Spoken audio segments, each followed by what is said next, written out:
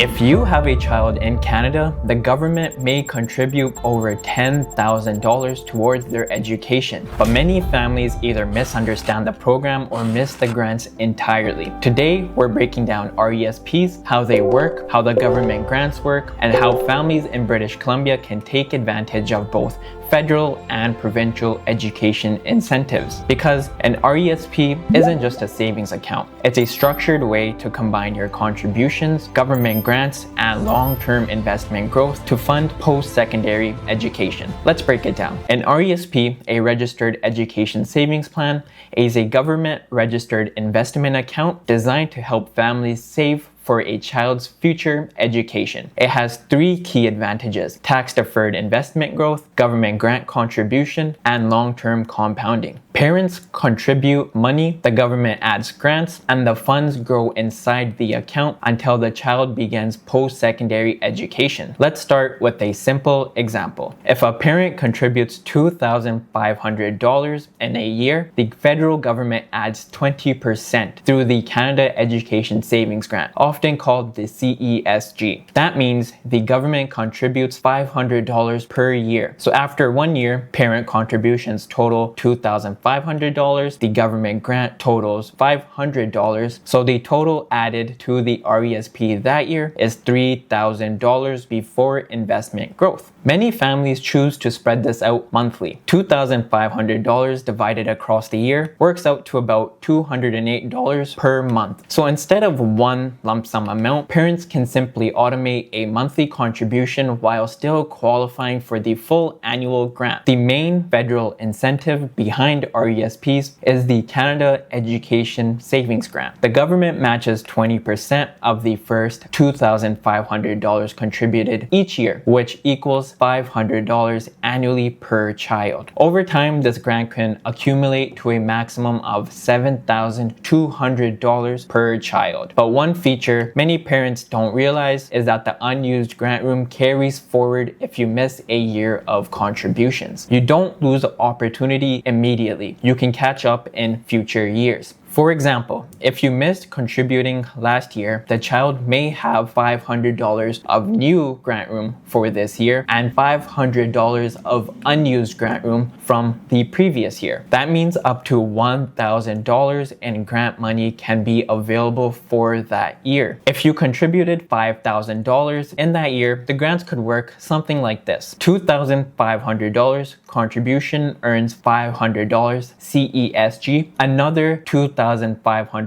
contribution earns another $500 CESG. So the total government grant received from that year will equal the $1,000 total. There are a couple limits to remember. The maximum CESG received in a single year is $1,000. Only 1 year of unused grant room can be used at a time, and the lifetime CESG maximum is $7,200 per child. There is also another federal program called the Canada Learning Bond. This grant is designed for lower income families. However, most families apply and qualify for this grant. What makes it unique is that parents don't need to contribute their own money to receive it. Eligible families receive $500 initially and $100 per year of eligibility. Up to $2,000 total is available. Many families qualify for this grant but never claim it because simply they are unaware it exists. If you live in British Columbia, there's an additional provincial program called the British Columbia Training and Education Savings Grant. This program provides a one-time $1,200 grant to eligible children. However, there is an application window. Parents must apply between the child's 6th birthday and the day before they turn 9. If that deadline is missed, the grant is no longer available. When combined with the federal incentives, families in British Columbia could potentially receive $7,200 in CESG, $2,000 in the Canada Learning Bond, and $1,200 from the BC government grant. That's over $10,000 in education funding coming from government programs alone. Let's take a simple long-term example. If parents contribute $2,500 per year for 15 years, that equals the total parent contributions of $37,500. The maximum CESG grant available of $7,200, the BC provincial grant of $1,200. So before investment growth, the RESP can already hold $45,900, and this isn't even counting the Canada Learning Bond. From there, the money continues growing through investment returns. Most planning projections assume 4% annual returns, through real returns can vary depending on the investments chosen over 15 to 18 years. Compounding can significantly increase the total value of the whole account. RESPs have a lifetime contribution limit of $50,000 per child. There isn't a strict annual contribution limit, but government grants are capped each year. Because of that structure, many families follow a simple strategy. Contribute $2,500 per year in order to receive the full $500 annual CESG match. If you contribute more than that in a normal year, the additional contribution will still grow in the account, but it won't generate additional CESG grants. However, if you're catching up on an unused grant room, contributing $5,000 in a year could allow you to receive up to $1,000 in grants. Planning contributions properly helps ensure families capture the maximum available incentives. Money inside an RESP doesn't have to sit in cash. It can be invested in things like mutual funds, ETFs, GICs, and diverse portfolios. Inside the account, three components grow together: parent contributions, government grants, and investment growth. Because investment growth inside an RESP is tax-free, compounding becomes more effective over time. When the child enrolls in eligible post-secondary education, withdrawals can begin. There are two main types: return of contributions, the money originally contributed by parents comes back tax-free, or educational assistance payments. These withdrawals include government grants, investment growth. This portion is taxable in the student's hands. Since most students have relatively low income while studying, taxation is often minimal. If the child ultimately doesn't attend post-secondary education, there are still options such as transferring certain growth amounts into an RRSP or an RDSP if eligibility requirements are met, although any government grants claimed would need to be returned back. One of the biggest advantages in an RESP is time. Starting early allows both the government grants and investment growth to compound over many years. For example, contributing $2,500 per year for 14 years equals $35,000 of parent contributions. Government grants could add roughly $7,000, and those funds then have over a decade to grow through compounding. Waiting until later means fewer years for investments growth to work. Time is one of the most powerful factors in education savings. If you live in British Columbia, you have access to both federal and provincial education savings programs, but each comes with rules, limits, and deadlines. An RESP isn't just about putting money aside. It's about structuring contributions properly, investing the account appropriately, and making sure no government incentives are missed. When used effectively, it becomes one of the most powerful financial tools available to Canadian families planning for their children's future education.